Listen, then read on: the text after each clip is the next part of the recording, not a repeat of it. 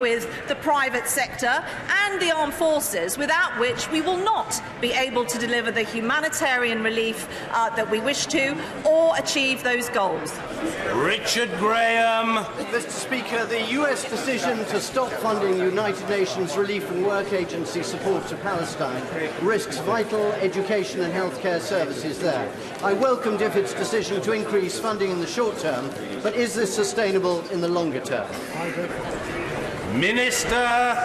Mr. Speaker, we and other donors have moved very rapidly this year to seek to cover a shortfall in UNRWA funding. Work is going on to ensure that long-term UNRWA is sustainable, but ultimately the issue is not UNRWA, the issue is the unresolved situation of refugees in relation to the situation. Joe Swinson. Thank you, Mr. Speaker. Does the Secretary of State see the huge contradiction between the vital work that DFID does helping countries to mitigate and adapt to climate change, while UK export finance continues to subsidise billions of fossil fuel projects? Well, I can assure the Honourable Lady that in terms of climate change, we continue to improve access for millions of people to clean energy worldwide. That's an important part of the work that we do within our UK aid budget. Order. Just before we begin Prime Minister's questions, I hope colleagues across the House will want to join me in welcoming to the House of Commons today the former Member of Parliament for Glasgow Central and now the Governor of the Punjab, our friend Mohammed Sarwar. Welcome, Mohammed. Order. Questions to the Prime Minister. Drew Hendry. Question number one, Mr. Speaker. The Prime Minister. Thank you, Mr. Speaker. Mr. Speaker, I'm sure that the whole House would like to join me in paying tribute to Lord Paddy Ashdown, who sadly died last month. From his service in the Royal Marines through to his time in this House, and then as High Representative for Bosnia and Herzegovina, he served his country with passion and distinction, and he will be sorely missed. In recent days, Mr. Speaker, we have seen instances of threats of violence or intimidation against members of this House, including my right honourable friend, the member for Broxtowe, and members of the media. I know the whole House will join me in condemning those threats. Politicians and the media should be able to go about their work without harassment and intimidation. Mr. Speaker, this morning I had meetings with ministerial colleagues and others. In addition to my duties in this House, I shall have further such meetings later today. Drew Hendry. Thank you, Mr. Speaker. Can I echo her comments on Lord Paddy Ashdown and, of course, the disgraceful behaviour of threats to politicians and journalists going about their business. Mr. Speaker, like those in the rest of the UK, 235,000 EU nationals in Scotland were treated to a Christmas removal threat via social media from the UK Home Office, telling them to register if they want to stay in the UK after December 2020. Friends, neighbours, colleagues, people vital to the Scottish economy, shamefully told to pay to stay in their own homes. Can she confirm what will happen to those not registered by December 2020? And does she realise that for those affected, this feels less like a hostile environment and more like a xenophobic one? Prime Minister. Can I say to the honourable gentleman, we recognise the huge contribution that EU citizens have made to our economy and to our society, and we want them to stay. And the EU settlement scheme will make it simple, straightforward for them to get the status that they need.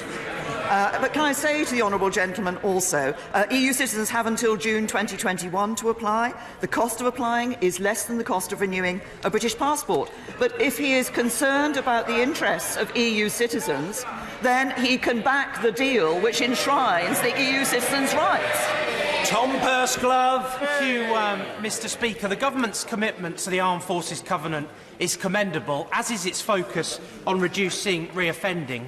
Care After Combat is doing remarkable work in this area, and their veterans have a reoffending rate of 8% compared to a national average on leaving prison of 45%, saving the government £20 million. Will my right honourable friend therefore convene a cross-government effort to not only shore up Care After Combat's work, but to look to expand it nationally?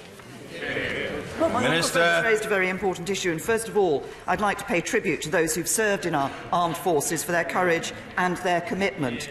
I'd also like to pay tribute to the vital work that Care After Combat undertakes. My honourable friend is absolutely right on that. Now, we have a range of measures in place to support those who've served in the armed forces who then find themselves in the criminal justice system, and prisons tailor rehabilitative work to the individual needs, helping to reduce the risk of reoffending when they're released from prison. But the point my honourable friend makes about the excellent record of Care After Combat is a very good one, and I'm sure that a minister from the Ministry of Justice will be happy to meet with him to discuss this further. Jeremy Corbyn. Thank you, Mr. Speaker. I join the Prime Minister in paying tribute to Paddy Ashdown. He was elected to Parliament at the same time as me in 1983.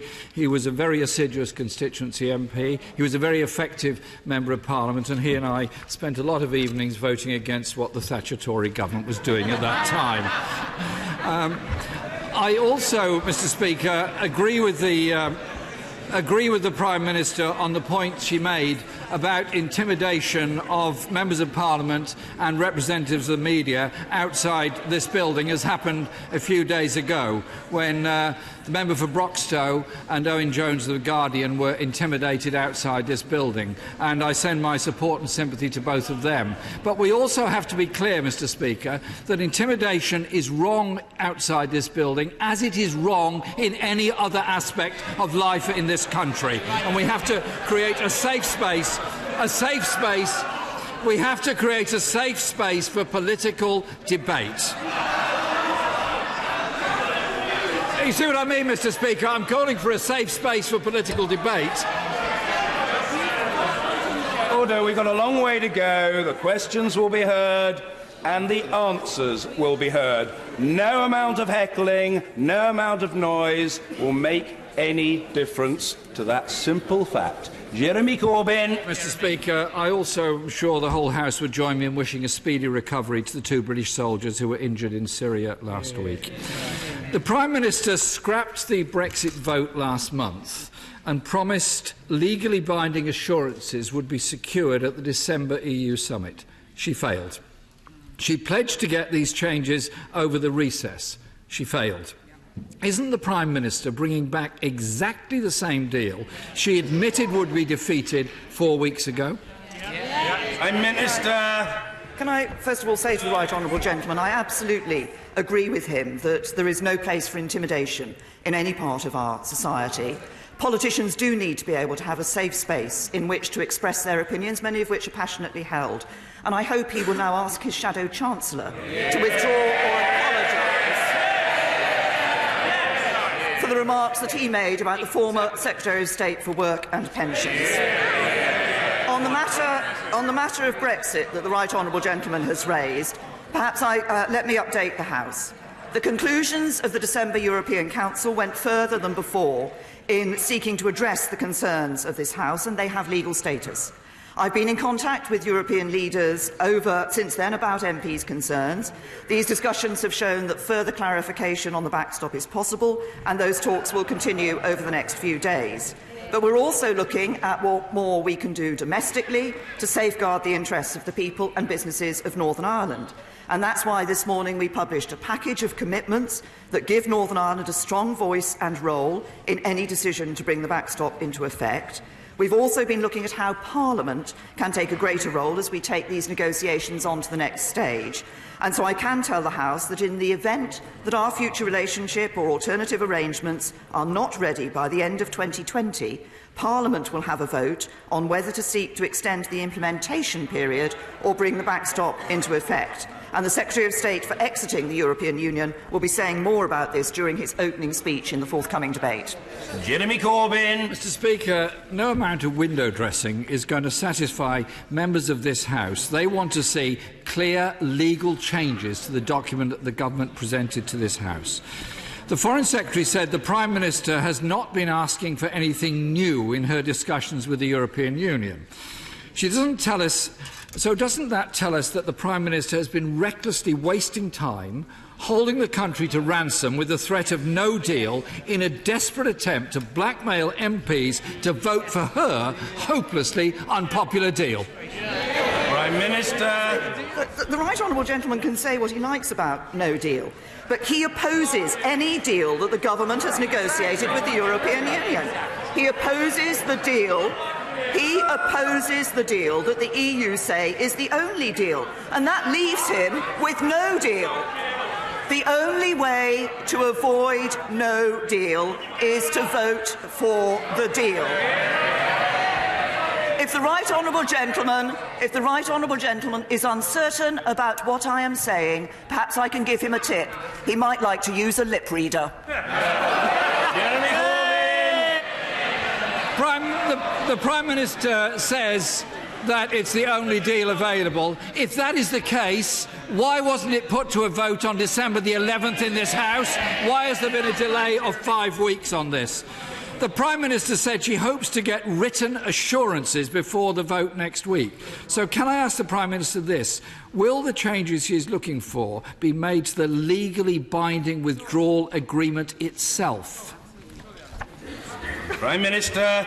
Can I say to the right honourable gentleman, as I have said earlier in my remarks, and I've said previously, there are 3 elements that we are looking at. One is the undertakings and assurances we are looking for from the European Union, and those will be available. We intend that those will be available to the House before the House votes at the end of this debate. We are also looking at what more we can do domestically. I've set out, the Secretary of State will be clearer and more detail will set out what we're going to do in relation to the powers for Northern Ireland and in relation to the question of the role of Parliament for the future. And we are looking to ensure that we can provide the assurance and confidence that this House needs in relation to the question that has been at the forefront of members' concerns in relation to the backstop. But we've put a good deal on the table. Yes, we are looking for those clarifications which I'm sure will ensure that members of this House know that the backstop need never be used, and that if it is used, it is only temporary. Jeremy Corbyn. Well, in the midst of that very long answer, I didn't hear the words legal changes to the document. That was what my question was, Mr. Speaker. The Environment Secretary has said no deal would damage the UK farming sector. The Foreign Secretary has said that no deal is not something any government would wish on its people. The £4.2 billion of public money is being wastefully allocated to no-deal planning. Will the Prime Minister listen to the clearly expressed will of the House last night, end this costly charade and rule out no deal? Prime Minister. I've made it clear to the right honourable gentleman that if he wants to avoid no deal, he has to back a deal and back the deal. But he stands there and complains about money being spent on no deal preparation. So today, on Wednesday, he's saying we shouldn't be spending money on no deal preparations. On Monday, he said no deal preparations were too little, too late. He can't have it both ways. Either we're doing too much or we're doing too little. So perhaps he can break his usual habit and actually give us a decision. Which is it? Corbyn. This is the first time since 1978 that a Prime Minister has been defeated in the Finance Bill in the House of Commons. Last night, the House made it clear in supporting the amendment in the name of my friend, the member for Normanton, Pontefract and Castleford, that no deal should be ruled out. That is the position of this House. The UK automotive industry has written to the Prime Minister in December asking her to take no deal option off the table or risk destroying this vital UK industry. Given this House has now rejected no deal, will the Prime Minister protect thousands of skilled jobs in the automotive industry and others and rule out no deal? Prime Minister. I say I recognise that the Right Honourable Gentleman welcomed the leadership that the Right Honourable Lady, the member from Normanton, had given on the issue that he's referred to. I just want to be clear that the amendment does not change the fact that the UK is leaving the European Union on the 29th of March, and nor does it stop the government from collecting tax. But he asked once again about the question of no deal and about protecting jobs. We have negotiated a deal with the European Union that protects jobs. We have negotiated a deal with the European Union that ensures what is raising concerns. What is raising concerns, he says, is the prospect of no deal. It is absolutely sensible for this government to prepare for no deal, and those preparations are even more important given the position taken by the Right Honourable Gentleman. With an opposition front bench that is opposed to any deal that the government negotiates with the European Union, it's even more important that we prepare for no deal. The deal protects jobs and security and delivers on the referendum, and he should back it. Jeremy Corbyn. Mr. Speaker, instead of backing industries in this country and protecting thousands of jobs in manufacturing and service industries, her Transport Secretary is awarding millions of pounds of contracts to ferry companies with no ferries to run on routes that don't exist, and apparently they won't even be ready by the beginning of April either. This is the degree of incompetence of this government in dealing with the whole question of relations with the EU. The Prime Minister has spent the last week begging for warm words from EU leaders and achieved nothing. Not one single dot or comma has changed. She's already squandered millions of pounds of public money on last-minute, half-baked planning for a no deal that was rejected last night. So if her deal is defeated next week, as I hope and expect it will the Prime Minister do the right thing and let the people have a real say and call a general election? Prime Minister. They've all got their mouths. No, we've put a good deal on the table that protects jobs and security. But I noticed in all of that we still don't know what Brexit plan the Right Honourable Gentleman has. I was rather hoping, as he went through, that he might turn over a page and actually find a Brexit plan. Because what do we know about the Right Honourable Gentleman? He's been for and against free movement. He's been for and against the customs union. He's been for and against an independent trade policy.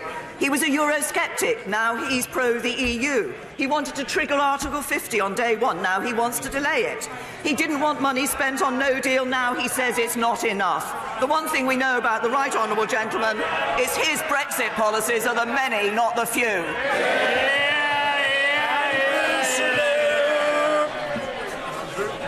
The NHS long-term plan is hugely welcome, in particular its recognition that GPs are the bedrock of the NHS.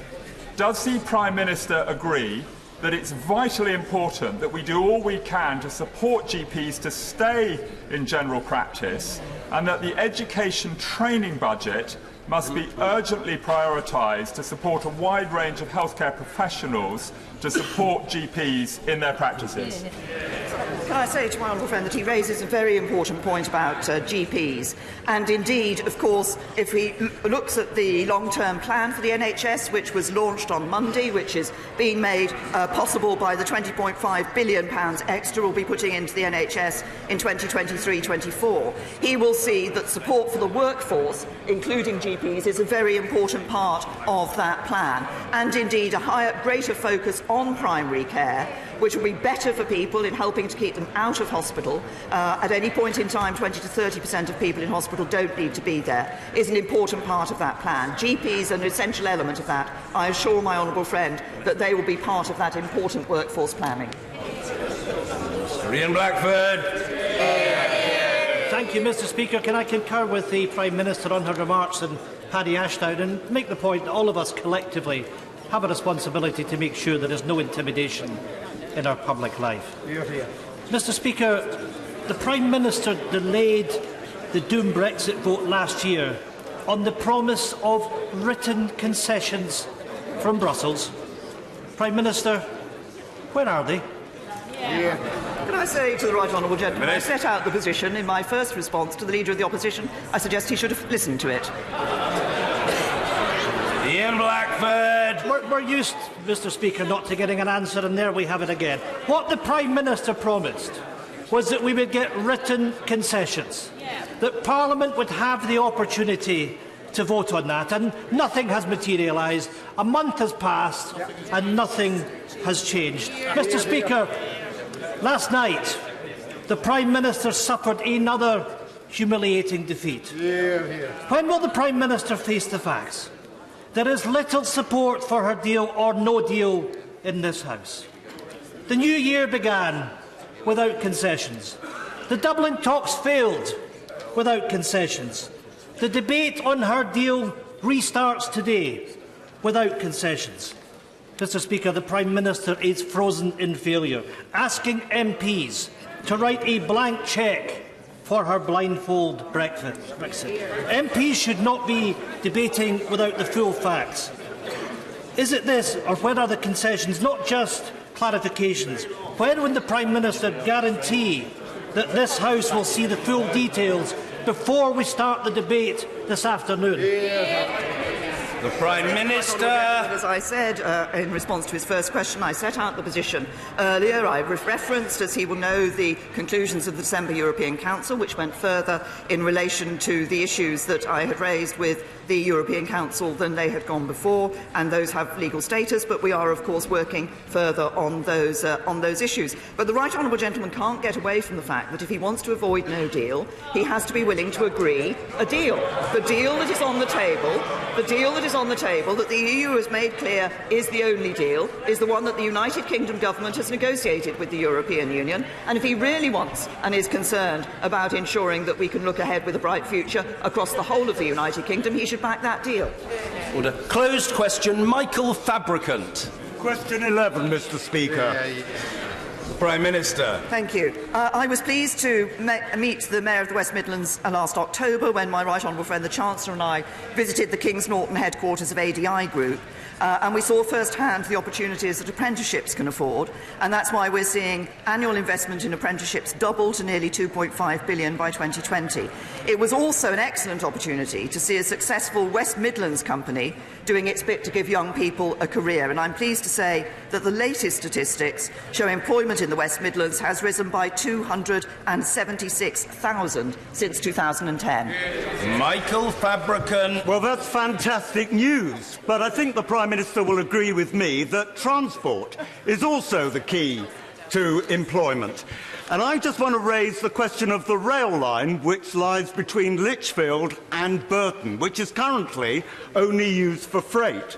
It passes the National Memorial Arboretum, which gets around 500,000 visitors a year, but they all have to come at the moment by road along the busy and congested A38. So, could I ask the Prime Minister that this rail line be upgraded to a passenger service, providing a valuable east-west connection from Birmingham, and would she also allow me to take her personally around the National Memorial Arboretum? Prime Minister. Well, can I say to my honourable friend, I of course recognise the important role that transport links play in relation to prosperity and economic growth, and our rail strategy connecting people that we published actually does look at how we can restore lost capacity where that does unlock housing growth, eases crowded route, meets demand, and does offer good value for money, of course. It's for local authorities and local enterprise partnerships to determine whether a new station or train service is the best way to meet local transport needs, but we'll work closely with local authorities and local enterprise partnerships to take forward the schemes which they're interested in progressing. And in relation to the Arboretum, I will of course consider a visit in the future, and I think he's probably given me an invitation it's very difficult to refuse. Martin Day. Thank you. Mr Speaker, UK officials at Dover process 10,000 lorries every day from the EU bringing in food, medicines and other goods. So has the UK Government experiment on Monday with 89 lorries in a Kent car park given the Prime Minister confidence in her government's abilities to handle a no-deal Brexit? Prime Minister. On the is doing exactly what it is necessary and sensible for a government to do, which is making the preparations for no deal and ensuring that we test those preparations. But I come back to the point that if the honourable gentleman is worried about the consequences of no deal, then he should back the deal. Mr. Kenneth Clark. Mr. Speaker, it seems to be plain to anyone who's listened to most of the debates in this House that there is no majority for any proposition on our future relationships with the European Union in this House of Commons, except the majority that is clearly against leaving with no deal. I propose to vote for the Prime Minister's withdrawal agreement, but I doubt whether it will pass. And if it is passed and we get into a transition, there is no majority or consensus on what the government is supposed to be negotiating for in the years that will follow, that will settle our future political and economic relationships with Europe. So the Prime Minister has to be flexible on some things. So would she consider, if she loses the debate next Tuesday, moving to the obvious step in the national interest of delaying or revoking Article 50?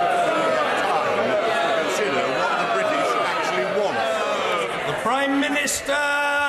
First of all, can I say to my right honourable and learned friend that he said that he referenced the withdrawal agreement and said that there was no position in relation to what the future relationship should be. Of course, the framework for that future relationship, in greater detail than many had expected, is set out in the political declaration, which is the instructions to the negotiators for the future. But I think in that circumstance, it is right that we consider the role that Parliament would play as those negotiations go forward in ensuring that we get that future relationship right. I believe it is possible to have that future relationship, which is deep and close with the European Union, but gives us the freedom to do what we want to do, which is to have independent trade policy and develop trade agreements and trade arrangements with the rest of the world. John Speller. Thank you, Mr. Speaker. Can I welcome the crackdown on cold calling to fleece pensioners out of their hard-earned pension pots? But isn't this just dealing with the symptoms rather than the underlying cause, which is the ill-judged free-for-all pension changes introduced by her friend, the previous Chancellor George Osborne, which gave the green light to the shysters and the spivs? What's she going to do about that? Prime Minister. What the changes that were made by the government and introduced by the previous Chancellor of the Exchequer did was actually gave pensioners more flexibility and more freedom in relation to how to use their own money. Nonsense! And then Gerald Gillen. Mr. Speaker, every member of this House knows that drivers and commuters want greater investment to repair our roads and upgrade our existing railway services. Yet we are wasting money on a deeply unpopular project where the management has failed, the costs are out of control, and which will end up costing the taxpayer more than £100 billion. That's about £300 million per mile of track. Why can't we face up to reality, Prime Minister, and cancel HS2 and spend the money on the people's priorities for transport rather than on this overpriced project which will never deliver value for money for the taxpayer? Prime Minister. Can I say to my right honourable friend, first of all, we recognise the concerns that people have about their roads, particularly about issues like potholes in their roads, which is precisely why my right honourable friend, the Chancellor of the Exchequer, has made more money available to address those issues. On the question of HS2, HS2 is not just about a high-speed railway. It's actually about ensuring we have the capacity that is needed on this particular route, because the capacity on the West Coast Main Line, we're already reaching capacity. We're already seeing HS2 spreading prosperity. It's encouraging investment. It's rebalancing our economy. And that's 10 years before the railway even opens. We've seen 7,000 jobs created across the UK and 2,000 businesses across the UK delivering HS2, and it will bring tens of billions of pounds worth of benefits to passengers, suppliers and to local communities up and down the route. Sir Edward Davey. Can I thank the Prime Minister for her words about Lord Ashdown, our friend Paddy. Paddy was loved on these benches, and I believe he was respected across the House and across the country, and we will miss him deeply. Mr. Speaker, an unusual thing happened last night. Conservative MPs and opposition MPs united. Leavers and Remainers united. United to back my proposal for review of retrospection in a law called the Loan Charge, which offends against the rule of law and has caused misery to tens of thousands of people. So, in her role as First Lord of the Treasury, will the Prime Minister agree to meet with me and a cross-party delegation of MPs to discuss this new review into the loan charge? Prime Minister. To the right honourable gentleman. First of all, I think he was absolutely correct. Lord Ashdown, the late Lord Ashdown, was deeply respected across this House and across Parliament as a whole, and widely across the country too. In relation to the question that he's put about the review on the issue on the loan charge, he goes like that. Yes, I got the point that he was trying to make. But can I just make this point? He talked about opposition and government MPs uniting. Actually, the government accepted his review into the loan charge, and I think the first stage might be for the Chancellor of the Exchequer to sit down with him and a group of cross-party MPs to look at how that review is being taken forward. Mr. Ian Duncan-Smith. Mr. Speaker, I'm not going to ask about Brexit. You may be pleased with that. But... Happy New Year! Happy New Year! And Happy New Year to all of you as well. Can I say I recently had to my right the immense privilege of shadowing Dr. Imran Zia at our A&E department at Whipps Cross Hospital. It was a humbling experience to witness the dedication and fantastic skill of our doctors and nurses. But they work in buildings that are now well over 100 years old, and they know they need better facilities. Now, I have to say to her that whilst the NHS, the department, has set the development of Whipps at the top of the North East London priority, in December they announced our programmes across London for investment. Yet again, North East London was not included. So can I ask my right honourable friend, please, would she now visit Whipps Cross Hospital? Would she see how important and vital it is to the area? And would she work with my excellent Health Secretary and work on the basis of a fantastic announcement on Monday to invest in those buildings and those facilities? Well, Prime Minister. Again, my right honourable friend has issued an invitation that I will certainly look at the possibility of taking him up on that invitation. He makes an important point at the end there about the announcement that we made on Monday. My right honourable friend, our right honourable friend, the Health Secretary, has heard what he has been saying about the particular requirements of Whipps Cross Hospital, and will be happy to sit down and talk with him in more detail about that. And I'll certainly look at my diary and look at his invitation. Layla Moran. Thank you, Mr. Speaker. I'd also like to add my own sadness at the passing of Paddy. And in his final weeks, he was very concerned by the way that Brexit would play into Britain's place in the world. Brexit is clearly, for example, in Russia's geopolitical interest. And it was chilling to hear Vladimir Putin parroting exactly the words of the Prime Minister on why we should not be holding a referendum to, quote, fulfil the will of the people. Meanwhile, poll after poll show there is a majority for a referendum, because people can see that her flailing deal is not in our national interest. So whose side is this Prime Minister on? Putin or the people's? Prime Minister. I am on the side of the people, to whom this Parliament gave the vote on the decision as to whether to stay in the European Union.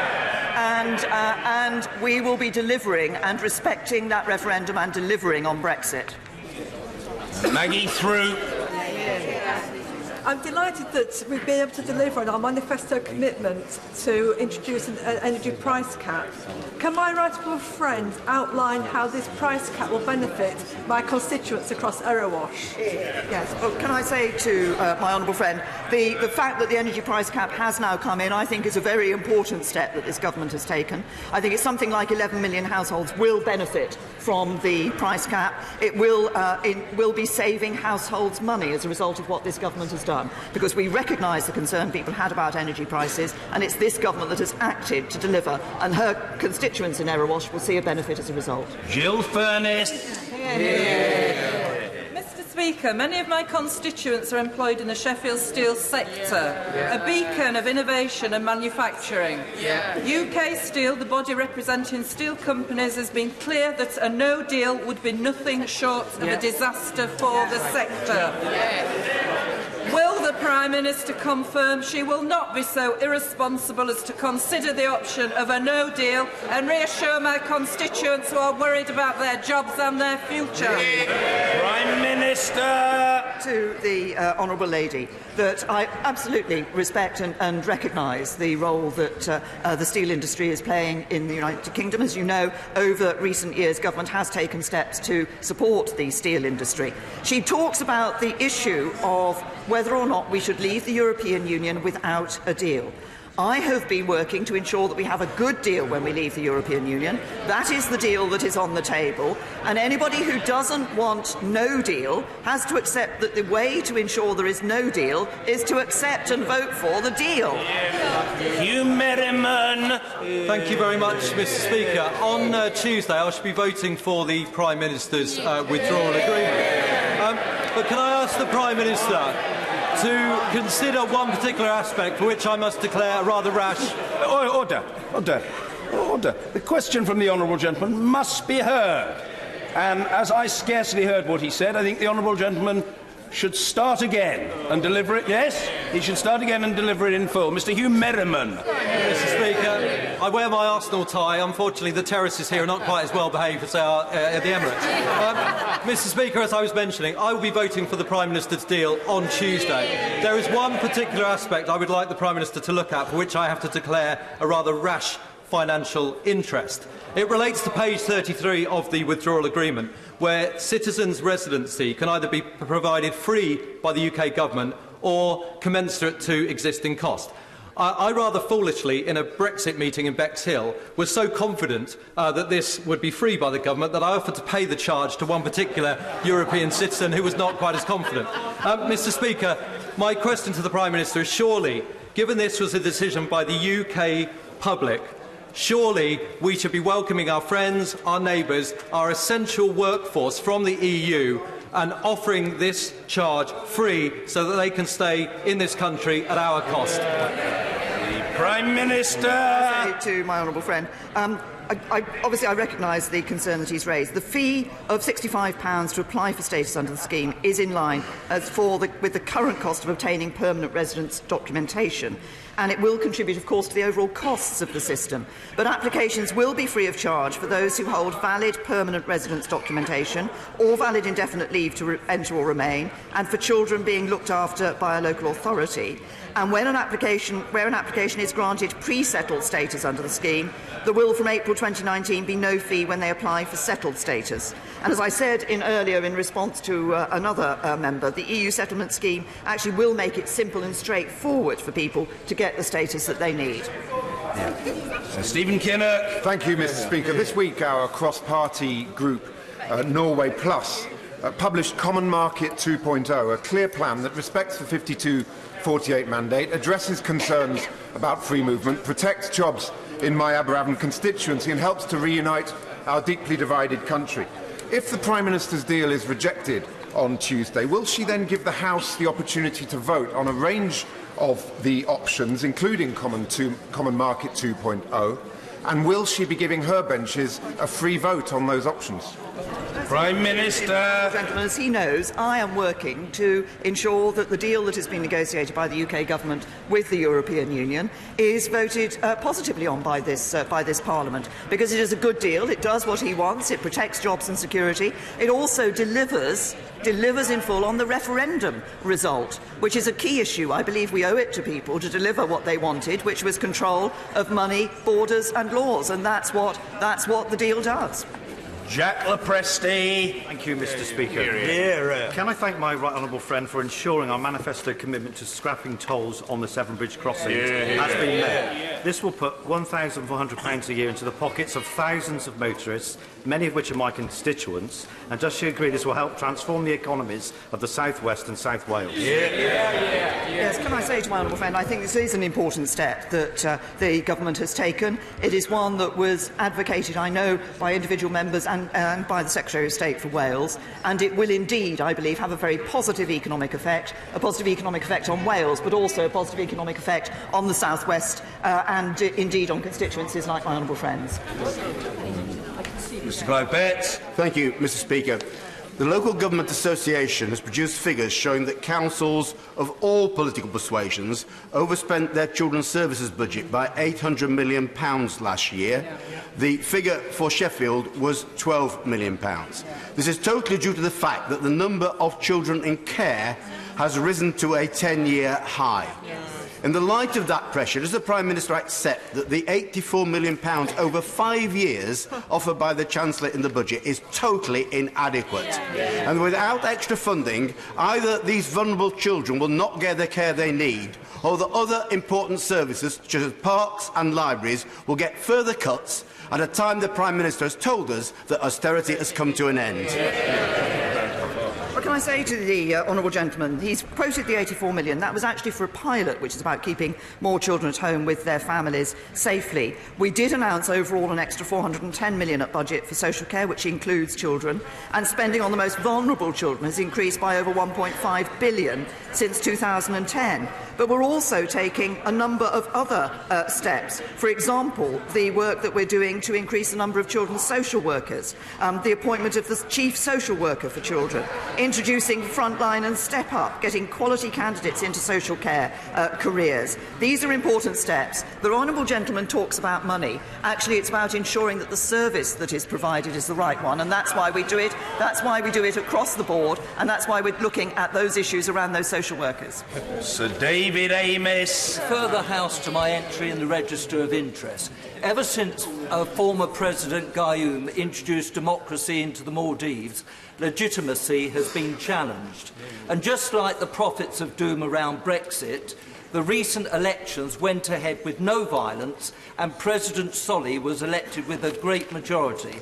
So would my right honourable friend now redouble her efforts to increase trade, education and cultural links? Well, I can tell my honourable friend what I hope is news that he will welcome, which is a new embassy is being opened up. A new embassy is being opened up in the Maldives, and we will, of course, look to ensure what we can do as we look around the world in relation to trade, to see what we can do to improve our trade with a number of countries around the world. Pete Wisher. On yourself, Pete. Parliamentary defeats are now a regular feature of her government. She's lost a quarter of her cabinet and 117 of her backbenchers want her gone. Her deal is as dead as the deadest dodo. How many more indignities can this Prime Minister endure before she realises that she is the biggest part of this problem? And for goodness sake, just go. Prime Minister. Speak for yourself. The UK government has negotiated a deal with the European Union which delivers on the referendum result. I know the honourable gentleman doesn't want to deliver on the referendum result. He wants to ensure that the UK stays inside the European Union. Talking about the economy at the same time as he also supports taking Scotland out of the Union of the United Kingdom, which is much more important economically for the people of Scotland. The people of Scotland know that remaining in the United Kingdom is their best future. Mrs. Anne Main. Very much, Mr. Speaker. Volunteering services are enormously important, and none more so than the RNLI, who put their lives at risk, and often are rescuing people who are making perilous crossings to try and get into this country as well. Isn't it time that we looked at the funding associated with the RNLI? Many people think it's a service that is funded by the government, and it's time we gave some money towards it. Well, Prime Minister. He's absolutely right about the absolutely vital role that the RNLI play. And of course, the RNLI, as she says, many people don't realise the RNLI is entirely funded by voluntary contributions. And I would pay tribute to all those across the country who raise funds for the RNLI, including, if she may allow me, the Sonning branch in my own constituency. Rachel Maskell. Thank you, Mr. Speaker. York has been in shock as we have learnt that 11 homeless people in our city died last year. And whilst we know this is an issue across the nation, we know substance misuse services have been cut, we know the social housing hasn't been built in our city, and we know that mental health services are desperately underfunded and understaffed. Prime Minister, I don't want to hear what you have done, because clearly it has failed. I want to know what you're going to do differently, so no homeless person dies this year. Prime Minister. Every death of someone, well, homeless or sleeping rough on our streets is one too many. And that's why, we have the commitment in relation to rough sleeping to ending it by 2027 and halving it by 2022. We've committed, she says she doesn't want to know what we've done, but we have committed over £1.2 billion to tackle homelessness and rough sleeping. And she mentions mental health service and asks what are we going to do in the future. What we're doing in the future is putting an extra £2.3 billion into mental health services to ensure that we're providing those mental health services for those people who sadly currently are not able to access them. Paul Scully. Mr Speaker, more Londoners voted to leave the EU than voted for the current Mayor of London. So, whilst he's swanning around Europe talking about Brexit rather than his responsibilities like crime, housing and transport, does my right honourable friend agree with me that if he does insist on being a Brexit diva, he should concentrate on telling his side to actually vote for this deal? Prime Minister. To my honourable friend, I absolutely agree, and that what the Mayor of London should be doing is looking at what delivers on the overall vote of the people of London, and what on the vote that my honourable friend referred to in terms of the people of London, and on what delivers in a way that protects the best interests of Londoners, and that is to vote for this deal. Meg Hillier. Mr Speaker, the Prime Minister has had 20 dancing rebels, has promised 5 golden trade agreements and has had 1 big defeat. And yet she still can't find her withdrawal agreement. Has she checked her pear tree? The Prime Minister. I think it was a good attempt, but Christmas happened a couple of weeks ago. Dr. Julian Lewis. According to that invaluable website, theyworkforyou.com, the Prime Minister has assured this House on no fewer than 74 previous occasions that we will be leaving the EU on the 29th of March. Will she categorically confirm today that there's absolutely no question at all of delaying that date? Prime Minister. I'm happy to repeat what I have said previously, that we will be leaving the European Union on the 29th of March. I want us to leave the European Union on the 29th of March with a good deal that's on the table. Mrs Emma Lewell-Buck. Thank you very much, Mr Speaker. My constituents, Sarah and Chris Cookson, lost their little boy Charlie in 2013. Since then, they've devoted their lives to helping other families and children with life-limiting conditions via their charity, the Charlie Cookson Foundation. On Boxing Day, they gave birth to Carter John Cookson. He had 3 cardiac arrests in 1 day. After a unsuccessful operation, he is now fighting for his life in need of a heart transplant. Carter has only been given a matter of weeks to live. Will the Prime Minister join me today in raising awareness to help us find a heart for little baby Carter? Prime Minister. Can I first of all join the Honourable Lady in commending the work that the Cooksons have done with the Charlie Cookson Foundation in raising funds for those children and babies with life-threatening conditions. Can I say I'm sure that the sympathies of the whole House are with the family at this very, very difficult time. Obviously, she's outlined some of the specifics of the case, but what I will do is ensure that the relevant Minister at the Department of Health and Social Care meets the Honourable Lady to discuss this issue further. We do want to change the culture on organ donation to save more lives. That's why we're planning to introduce the new opt-out system in England from 2020. And the new law will be known as Max and Kira's Law in honour of Max Johnson, who received a heart from Kira Ball, who sadly lost her life in a car accident. But it's a tragic case that the Honourable Lady has outlined, and I'll ensure that a Minister from the Department speaks with her about it. Thank you. Order. Yes, I will take points of order. I will take points of order. I was going to take a point of order first from Layla Moran. Thank you very very much, Mr. Speaker. As you were aware, during my question at the beginning, when I was expressing my deep sadness at the loss of Lord Ashdown and his concern for the state of where we are now, the member for North West Leicestershire shouted loudly from a secondary position from the grave. I find such a comment disgraceful, and I would like to ask guidance from you, Mr. Speaker, on how, for example, he might want to retract such a statement, and also if this is becoming of the sort of conduct we should expect from members of this House. I did hear those words. I did not hear a particular member. I did not see a member mouth those words, but I did hear those words. And what I... Order, please, let me deal with this. What I want to say to the honourable lady is that I think it was most unfortunate that that was said. People sometimes do say things instinctively and rashly, but it was most unfortunate. The honourable lady was perfectly properly paying tribute to an extremely distinguished former member of this House and someone that many would regard as an international statesperson. What was said should not have been said. If the person who said it wishes to take the opportunity to apologise, it is open to that person to do so.